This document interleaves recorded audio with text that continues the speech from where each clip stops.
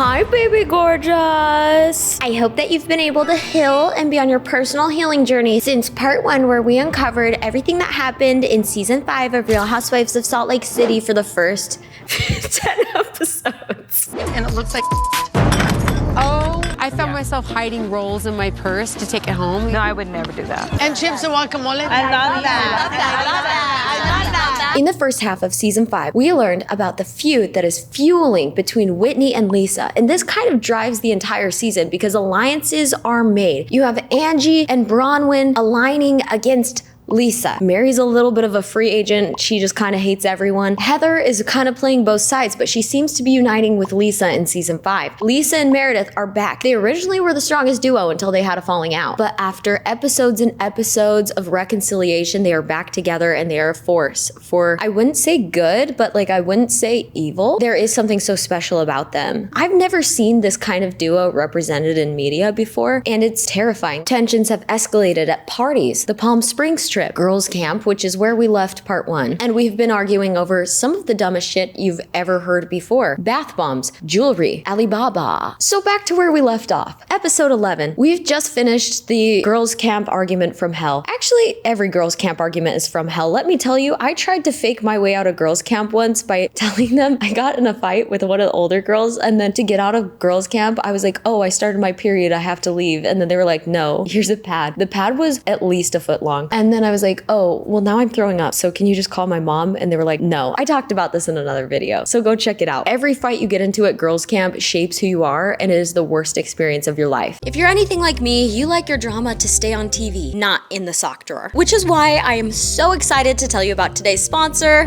Bombas. If you also want the world's first 5-star sock experience, I would head over to bombas.com/TylerBender using code TylerBender to get 20% off your very first purchase. You're welcome, babe. I've been wearing Bombas for a long time now, and they make me question why every single other sock isn't like this. I wear my cute girl socks to the gym. I can just throw them in the washer and they look literally as good as new. But Bombas is not just about looking good, it's also about doing good. When you buy a pair, another pair is donated to somebody in need. They have donated over 100 million pairs of socks. Plus, they stand by a 100% happiness guarantee. So if you don't like them, you can get your money back. And if you are stocked in the socks department, they also have quality underwear, t-shirts, and even slippers. So what are you waiting for? Head over to bombas.com/TylerBender using code TylerBender to get 20% off your first purchase. You deserve it. Post girls camp, Meredith has a Shabbat dinner, which only selective members of the group are invited to as to not cause tension in the group. Todd is an NPC throughout this entire dinner. Ew, I hate him so much. He looks like the evil koala bear Webkin. Brittany brings Jared. Somehow they're together again. He's so awkward. She's dressed like a Rock of Love contestant for a fucking dinner. Thank you guys for coming. Shabbat shalom. Shabbat shalom. A nice Shabbat Sunday dinner. She's in a sequin club dress. Brittany, pull it together. I'm begging you. Fashion Nova's gonna be beating down her damn door. And then this episode wraps up with a heartfelt confession between Mary and Robert where they talk about substance abuse. I don't want to get into this because I felt like kind of uncomfortable with it being on TV. Like they both consented, but it's like really heavy. But I feel like kudos to them for being raw and vulnerable and sharing a story that might be like relatable and helpful to other people. Episode 12, we begin with Meredith's stupid bar mitzvah. No offense, I just think it was the most boring side plot besides Heather's stupid choir. If you've watched this channel, you know how much I hate Heather's stupid choir face. Now, Meredith and Mary were beefing previously because Meredith left Mary's breakfast at Tiffany's party early in an argument, and Mary felt highly offended by that. Doesn't make sense to me, but okay. Then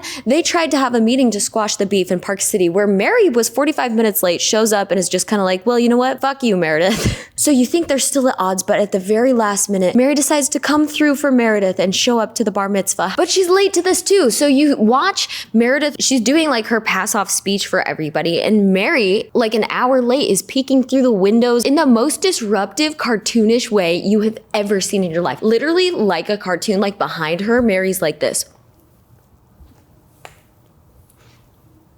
For the bat mitzvah, to share a few words of Torah, to tell us a little bit. And you would think this would cause a fight. This is something I would start beef over. Like, if you make me look dumb at my fucking event that I have invited my whole entire world, my friends, my family, and I have talked about it for months and trained and done all this stuff, and I'm saying it's really important to me, I would be angry. In a shocking turn of events, Meredith finishes her speech, does her pass off, does the prayer, all the things, sees Mary, and they immediately make up like that. They hug each other. There's tears. It's, "You have been my lifelong friend. I have loved you for so long, and for you to show up for me like this means the world." What? As a viewer, I'm so confused. So all of a sudden there's a lifelong bond. There's this deep friendship. I know they kind of had each other's backs in the earlier seasons, but this came out of nowhere for me. Well, they give Mary a pass a lot. We're still at the bar mitzvah when Angie and Bronwyn decide to get into it, because Bronwyn is expecting an apology for Angie for telling her to shut the fuck up 100 times, and she felt like it was disrespectful. And Angie's expecting an apology because she feels like Bronwyn is stirring the pot and telling people that she's talking shit on other people, which is absolutely happening, but you're all doing it. Bronwyn's just like going to all these different people and is like, "You know, so-and-so said this about you, and so-and-so said this about you." And it is really annoying. She's pulling a lot of strings, and it's starting to backfire on her. This is where Bronwyn is so clearly losing her footing. Everybody was obsessed with Bronwyn at the beginning of the season, but you're just watching her fall from grace. All of a sudden, this fight escalates. Bronwyn and Angie are screaming when all of a sudden Bronwyn's koala bear husband Todd, who we all hate, interrupts the fight, and he pulls Bronwyn away like an 8th grader in a fight. So Angie immediately thinks that she's won this argument because Todd came in and told Bronwyn that she's dumb. Bronwyn's like having a crap attack. She's crying, sobbing over a drink. She's like, "I'm so embarrassed, Todd.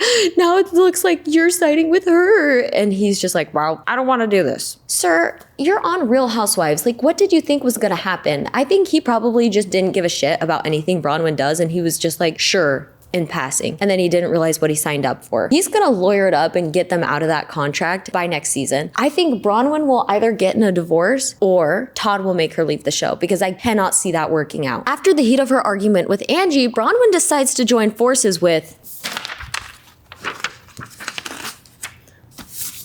Maylee. Welcome back, Maylee. And Brittany, again, Bronwyn making a very sloppy move. Very poor alliance strategy. Ooh, a friend of and a cut character. Sloppy. What I love is that she literally makes a joke about, "I didn't expect to be with these two." What a bitch. I love her. All of a sudden, Brittany decides to confront Angie K for slut shaming her. And then out of nowhere, Bronwyn throws in that, "Oh, actually, I noticed that Brittany was slut-shaming you, Angie." Messy. And at this point, Bronwyn seems drunk. I think Todd got mad at her and she just started downing the drinks because she was embarrassed. Then this turns into an absolute back and forth of, "You think I'm a slut? No, you're a slut. No, no, you think I'm a slut? Well, I think you're a bigger slut." And then our favorite hairstylist in the world, Angie K, says, "Well, you know, everything about you is slutty. Your dress is slutty. Your hair is slutty. I think you have high body count hair." Do you really mean it? You think my hair looks That slutty? looks like high body count hair. And it was so funny because it was so true. Oh, the extensions, the messy ponytail, the smoky eye, the 2015 club dress. That was so spot on. And then Brittany consults Lisa for some comfort in this time. And instead of hyping her up, Lisa goes, "Well, yeah, you might want to try Kerastase Thermatea. It will get your ends to look a little bit better." And that's why Lisa Barlow is the heart and soul of the show. After this confrontation, Brittany is sobbing. She goes, "I'm leaving." She walks probably 3 laps around the entire party just to let everybody know that she's leaving. And then she's comforted by Meredith's son and daughter, which honestly, ooh, the treat to be comforted by the Marks children. I would enter the lottery every day of my life to be able to have that. But that's why I love Brittany. She's my attention-seeking queen. If we don't get another season out of her, I will have a fit because she is so clippable. She is so hysterical. She literally believes everything she says. She's the most genuine housewife we've had in a while. The fact that she's so disingenuous makes her genuine. You know, the wheels are spinning up there, but she's not very bright, so you can see through what she's trying to do, and it makes it meta irony. I just, on an intellectual level, Brittany is the best character. Meredith this season has the biggest hair trigger. Watching her flip from happy to violently angry is such a gift. She decides that, keep in mind, Meredith has a vendetta against Angie this season, so she seizes this opportunity. She sees that Brittany and Angie are at odds, and she swoops in. "Angie, you are slut-shaming Brittany, and I am not okay with that. We do not slut-shame." So she calls the security on her. She makes them do a fucking perp walk out the door. I think Luigi Mangione had a less dramatic perp walk than Angie K did. What a classless bitch. She needs to be escorted out. She's disgusting. Holy shit. It was so beautiful to perp walk your friend out of your bar mitzvah for calling your other friend slutty. Also, at the end of this episode, Lisa talks about planning a trip, how difficult it's going to be trying to assign rooms because literally everyone hates each other at this point. Episode 13, we get a debrief with Meredith and her kids. She is now identifying as impaired and disabled because she has hearing loss. And the thing is with Meredith, I think she's legitimately like trying to campaign toward like really, really woke people because she's convinced that all the other women are going to get canceled and she'll be the only one left standing. However, she does this in such a haphazard, sloppy way that it will never work. But I think it's really fun watching her try. She's telling her kids how she hates all her friends because they're not respecting her disability. Now we're in Angie K's home where Mary is randomly sitting in her sofa, but Angie K's home is so big, white, and scary that she didn't even realize Mary was there. She gets surprised by somebody being in her living room when she's in her living room because it's so big. I just know the producers hate to shoot in Angie K's house because lighting that thing must be a nightmare. It literally is like a void. Mary opens up to Angie K about her struggles with Roberts. It's a really beautiful moment. They connect over that and support each other, and it was just sweet and genuine. Another packing montage. Now the girls are going to Mexico. Whitney is packing for the trip with her husband Justin, and it doesn't seem as horny as it usually does. Are the divorce rumors that I'm hearing through the grapevine online, are they true? We've heard she wants to open it. No offense, but I think having him there might make it hard to open it. I think only one person's legs might be open if they open. There's nothing funnier than when a girl is like, yeah, my boyfriend wanted to go open and then he couldn't get any bitches, and so now we're breaking up because he's mad at his own choices. That's like the best internet story. Bronwyn shows up for the girls' trip, absolutely destroyed. Her leg emaciated by a dog bite. So crazy. She's crying about this, and the girls console her for maybe 45 seconds, and then they move on like that. Lisa gives the girls room assignments for this trip. Bronwyn feels slighted because she thinks she's in the loser villa with Whitney and Angie. I genuinely think this is one of the few times Lisa wasn't trying to start shit. With how many feuds there are, the room choices are very, very limited. It's like when you have kids and you get that IKEA rainbow cup set, you know that one kid is wanting blue, but then you're like, oh my God, I'm really scared because what if the other kid wants blue? And then you're like, oh, I gotta make sure I put in the same amount of juice because if I don't put in the same amount of juice, that's gonna cause a fight. That's how it feels to pick rooms on any Real Housewives trip. It's terrifying. Bronwyn is just being so annoying over this. She's taking it personally. She goes back to that thing where she's like, Lisa and I have been friends for years. I can't believe she would treat me like this. Also,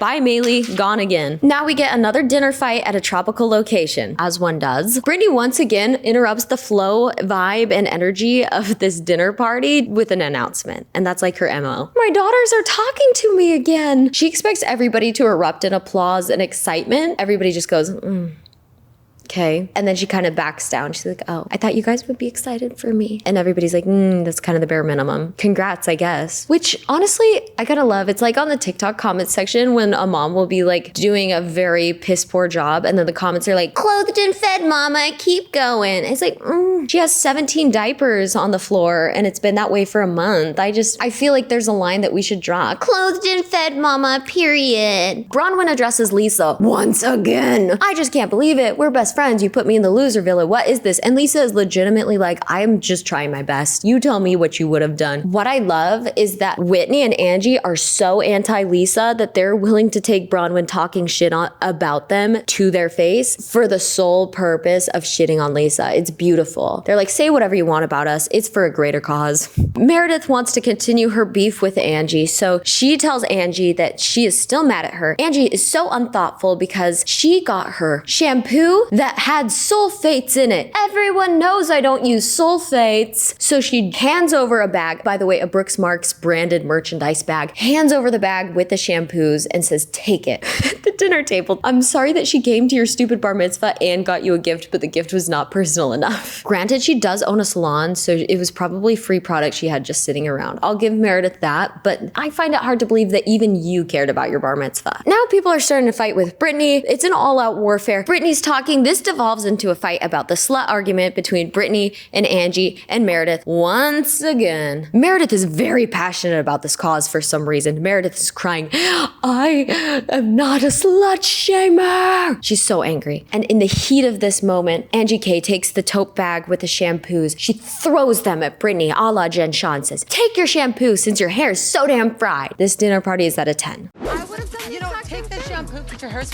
fried and it looks like It doesn't play as well as you would think it does. The girls just kind of like cringe and Angie's like, oh, that was an accident. I didn't mean to do it. And everybody's kind of like, yes, you did. Like, what are you even trying to say? Oh my gosh, that was a whole new low, Angie. that was an accident. I handed you the bag. No, you threw the bag over the table. I did not realize the bag was upside down, you drama queen. And the girls know that Brittany is a flop so hard that like nobody sweeps in to defend Brittany, even though she clearly is the victim here. The girls are like, I'm not gonna stick out my neck for this one. It's not really worth it. Maybe if something better came up, I would consider.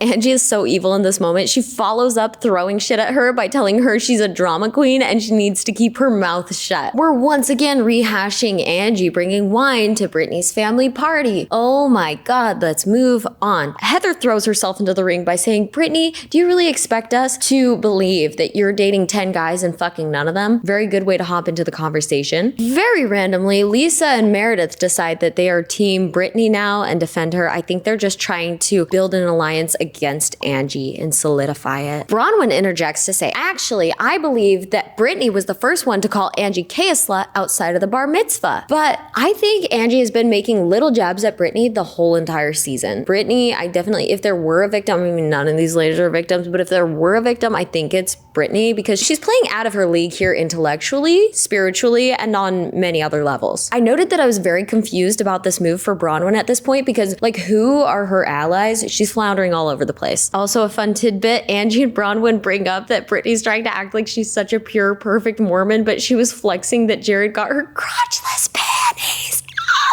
She was showing them to the girls wearing them around the hotel. And Brittany's like, well, he got them for me, but that doesn't mean I did anything else. Ma'am, please. Oh, me when I lie. Me when I'm a liar, but I'm bad at it. Ugh, obsessed. Now we're at episode 14.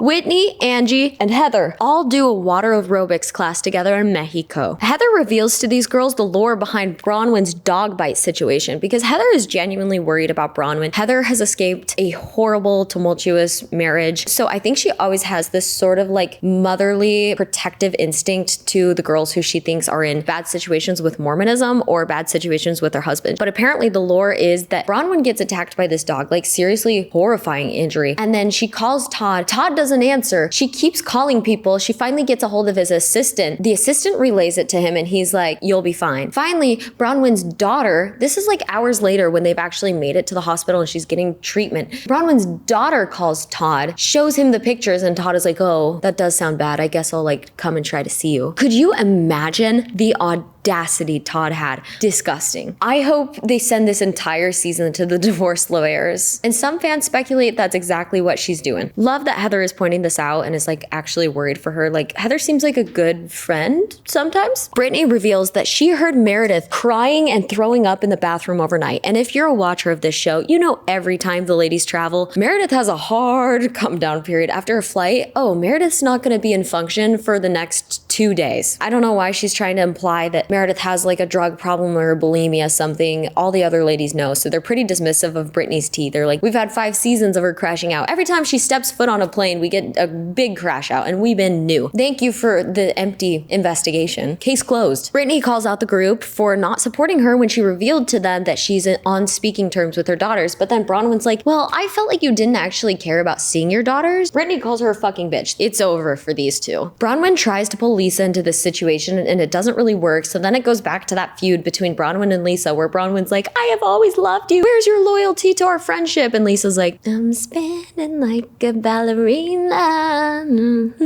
You know, do you know the vibes? The girls start chewing Bronwyn out, but then Bronwyn decides to drop a truth bomb, and this is a genius strategy. If you are losing a fight, if you are getting ganged up on, dropping some vulnerability to make everyone feel bad at you is brilliant. And she did this one. She all of the sudden reveals, well, well, you know, things haven't been so good for me because my old ass Webkins koala ass looking Keebler the elf looking ass husband cheated on me. She found on his iPad that he was having an online relationship. And get this, the daughter found it. The daughter found it. I'm losing my mind. Imagine how big the text was. The custom old people font on the iPhone text messages, it was probably a green text message. And it's like, hey, what are you wearing? And then like a Facebook reel of like, you look so sexy. Girl, what? The amount of emotions I feel, especially after him saying in Palm Springs, he was like, our wives punched above their weight. I don't know what you guys are talking about. That combined with the infidelity reveal, I am sick to my damn stomach. But of course, what I hate is that Bronwyn's on like a press tour about this. Like she went on Watch What Happens Live and she was like defending the shit out of him. And to the girls, she's like, it's okay, we worked through it. Honestly, if you're just gonna take him back, don't even tell me. I don't even wanna know. Oh my God, her justification. She's like, well, he's a businessman and he's always looking for the next best thing and it's hard to disconnect from that. And sometimes it comes into her relationship. Bronwyn started as like this alpha. She has her shit together. Used to be a business shark. She's so stylish and cool and she knows herself and she's well spoken. And now saying shit like this, I'm like, oh, she's pathetic. The fantasy is ruined. She's lost her footing. This is not what we were promised. Heather tells her how fucking stupid this is. And she's like, but Todd got me a ring. 5 diamonds for each promise he's making to me that he didn't make when we got married. I promise that I will stop texting girls from my iPad in a 200 points Times New Roman font. In a very strange turn of events, Lisa and Meredith decide to take Todd's side? What? Well, have you considered it's your fault because you haven't been open to him? And especially as a woman who has publicly shown her messy relationship on TV, you would think she would have more empathy. And Lisa just kind of seconds that. She's like, yeah, what Meredith said. They kind of suck the air out of the room. Everybody just kind of remembers. They bookmark like, wow, that was a really cunty thing for Lisa and Meredith to do. Bronwyn sobbing is like, well, I just know he means more to me than I mean to him. Girl, stand up. Heather gives an amazing pep talk to Bronwyn. Thank you. We needed this. Bronwyn, Angie, and Whitney's alliance is starting to tighten as they talk about how much they didn't like the way that Lisa and Meredith talked about Todd in the cheating situation. Bronwyn addresses to the group Meredith's crying and throwing up situation. Meredith claims that she was just so beside herself about the slut shaming that was happening to Brittany that she couldn't sleep and she was throwing up. But now Meredith is absolutely fixated on the fact that somebody, Brittany, could hear her through the doors and has been listening to her. She must be stalking her. Lisa and Angie reactivate into a fight. Angie is mad because she feels like Lisa is fake and guarded. And this is what happens. My gays were telling me this. Every Real Housewives, there's the top housewife, there's the queen bee, and she will fight and fight and fight with every single person to maintain that status. And every single person, it's like Game of Thrones. They're just coming for her all the time. So a lot of the fights Lisa gets into don't make sense. And it's just her snapping back at people. It's just her defending herself against people. So sometimes it doesn't make sense and it's kind of not worth it. She has a breakdown.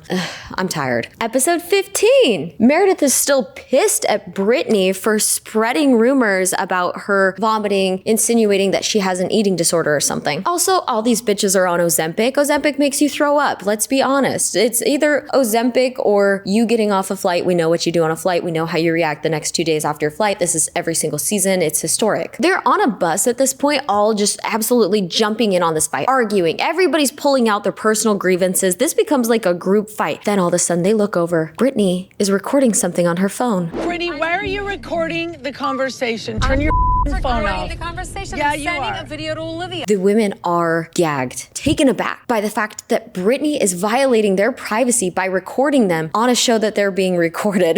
That's what's so funny. Oh my God, what? They gang up on Brittany like I have never seen before. They are screaming. Meredith's face pulls back. You can physically watch her skin pull at least 3 inches back. She goes, you are vile. You need to leave. The girls just start hurling insults at her, calling her a fake friend, a liar. They're trying to get to the bottom of this. Brittany, of course, is like, I'm sending my daughter a video. Angie's like, what the fuck? The video of the back of your seat? She goes, you can check my recently deleteds. I didn't mean to do it. I'm sorry. It's for my daughter. And she changes the excuse at least 4 times about why she's recording. Just say you're recording. Honestly, I bet she was sending it to Jared like, look how dumb these bitches are. I can't believe this is happening. If I were in that situation, I'd probably do the same thing. I would probably do the same thing. Would nobody else do the same thing? If my friends are in an all-out screaming match war and I'm I'm like not really involved in it, I would probably send a video making fun of it to my sister. I do that all the time. But after the whole Monica Garcia like recording them and doing all that weird shit, I can see how they're on high alert. But this is the biggest gang up you've ever seen in your life. It is so hostile and aggressive. Finally, they pull over the van and she just runs out of it. Oh my gosh. I was watching. I was like, when can she leave? When can she leave? She's got to eject. This won't get better. She sprints out and Whitney comes after her. And Whitney's like, you need to be honest. And Angie K kind of consoles her. Brittany lies to them about what was going on. It's like a whole thing. It's very awkward. She's somehow able to pull herself back up, get back on that bus and go where they're going. Oh, I would have a helicopter out of there. Not even a fraction of what they said. I would be literally getting life support. To break the tension, Brittany decides to reveal something personal to the ladies. She goes, I haven't been telling the truth about something. Jared and I are in a physical relationship.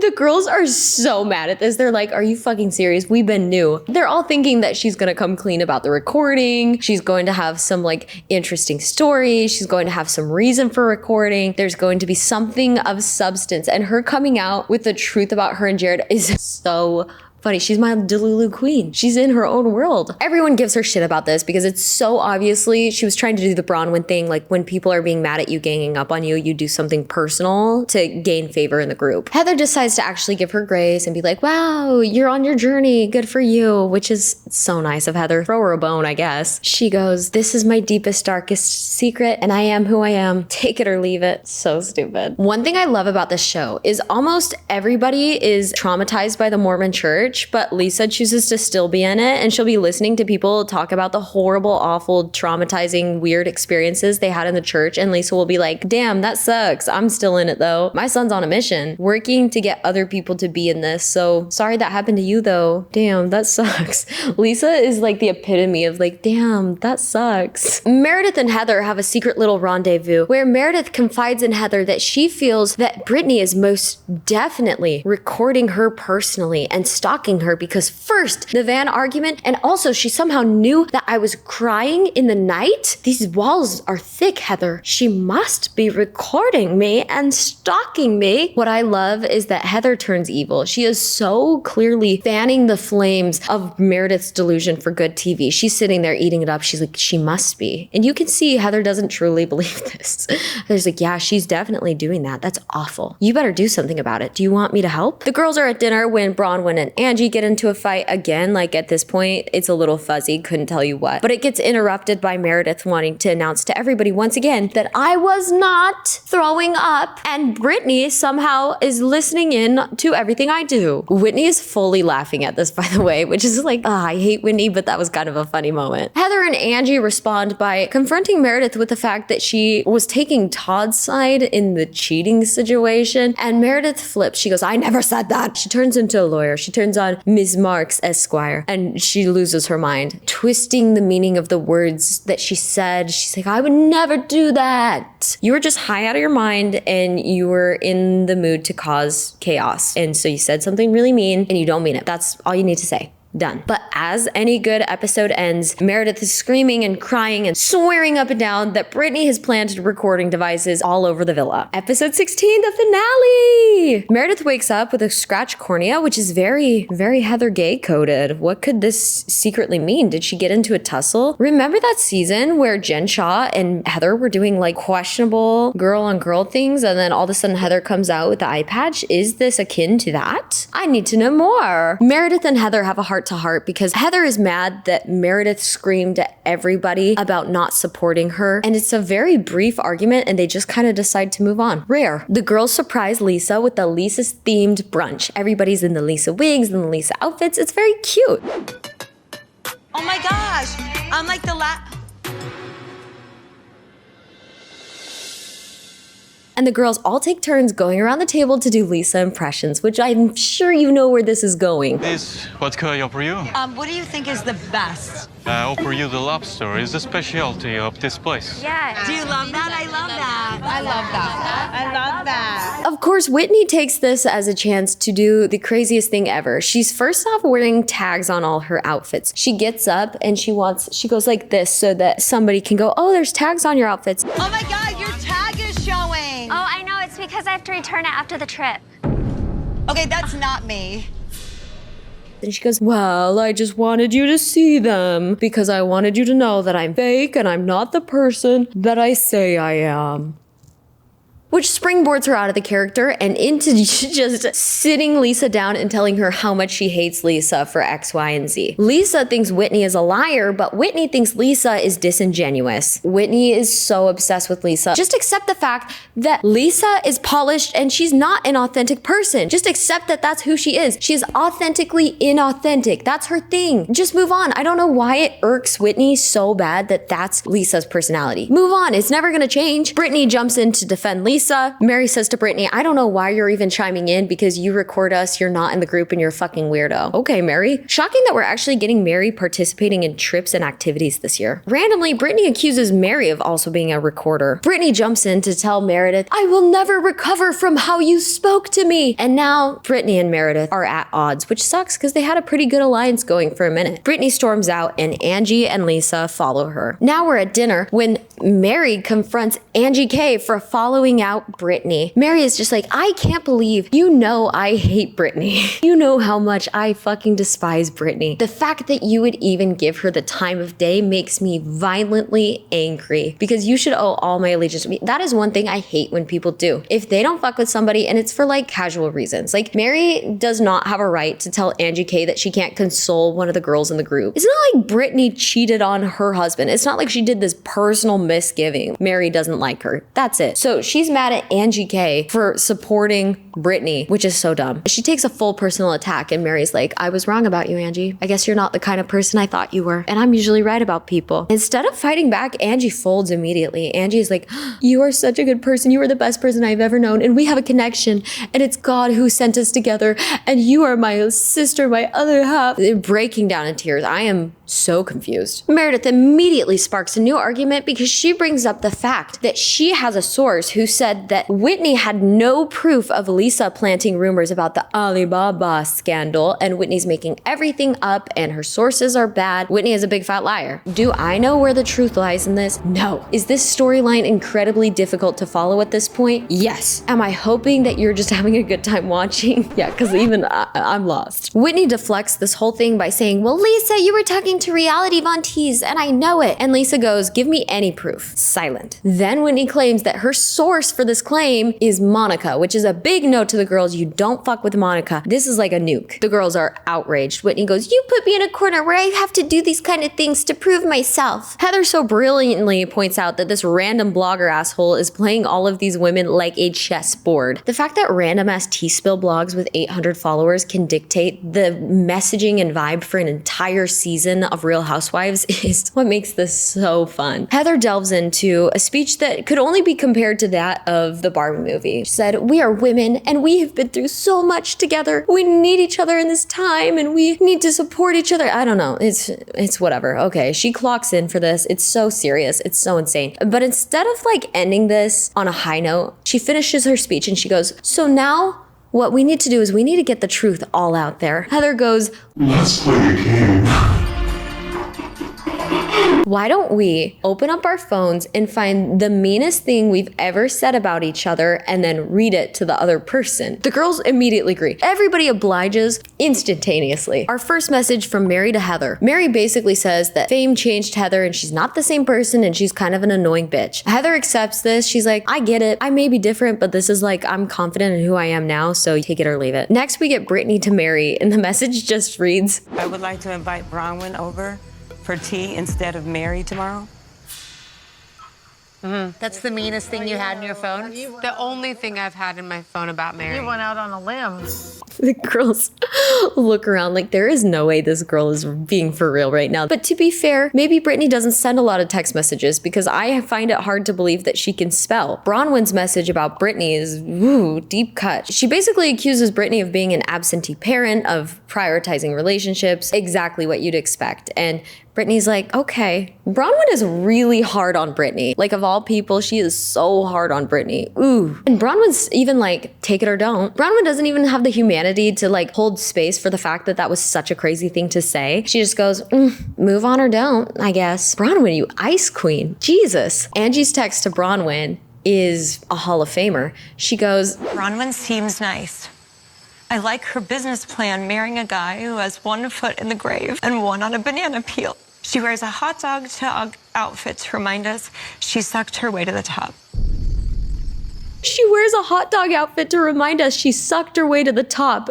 Holy shit, this is so creative. Did she hire somebody to write that out for her? Because, oh my God, that is something else. Bronwyn toughs it out. She just nods. She goes, Kind of lucky that it's about your shitty husband and not you. Nobody has a problem with you. That's kind of cool. You got away. Honestly, I see this as getting away scot-free. Then Heather says to Whitney, remember, they've always been in a bit of an alliance. They've always been team cousin, team bad weather. So this one shocked me. Heather says, Whitney is a low-life piece of shit snake who sold her soul for recognition. I'm so stupid carrying her stupid Wild Rose products, even though we never sold one. To come for her shitty side hustle business? To call her a stupid low life? Whoa. The words used here are dangerous and so mean. This is like the hot mic moment that we caught of Lisa calling Meredith the most disgusting things we've ever heard. That piece of shit garbage whore. I hate her. She's a whore. She's half of New York. She can go herself. These girls are vile. But Whitney with her stupid vacant Pomeranian face is just like, okay, I hear you. I feel like Whitney's clinging on to her alliance with Heather because she has almost nothing left. Whitney's message about Lisa is basically claiming that she's in an open relationship and doing threesomes with John Barlow. I find that incredibly hard to believe. I find it hard to believe that they're even doing anything at all, quite frankly. Even though this is in the name of the game and everybody else has been able to accept it pretty gracefully, Lisa pops the fuck off. Those rumors are ones that were like obviously not true. Like everybody else had rumors or like just character assassinations that would make me personally angry. Lisa's just kind of a stupid rumor that she could have been like, meh. But instead she flips. She goes Jekyll and Hyde. And Whitney's like, no, this is the name of the game. You just gotta move on. You gotta be a good sport like all of us just did. Close the chapter. Angie starts echoing the same thing. She's like, it's okay. We all did it. It's fine. And Lisa's like, well, how would you feel if I said there's rumors that Sean does circle jerks? What? Circle jerk is insane. Oh my God, where are you coming up with this? Pulling Angie into this is so unwarranted when she was just telling you to calm down. You're kidding. Meredith, who by the way has not had any filth read on her. She hasn't engaged in this yet. She just starts crying and screaming. She goes, there's nothing okay about any of this. I saw a meme and it was like me when I want to be included. I love that she got away with not getting read, but she still got the dramatics of being the most affected by it. So the whole trip is ruined. All the girls exit this dinner party and that's kind of where we're left off. The girls all hate each other. We've just gotten into like guns blazing fight. Heather and Whitney are sitting across from each other at the table. It's like the last two standing and they're like, well, nice game. This was a fun trip. Mexico. Fun times. And that is season 5 of The Real Housewives of Salt Lake City. If you enjoyed this video, please subscribe and stay tuned because there might be more on the reunion episodes of Real Housewives of Salt Lake City. Thanks for watching. Bye.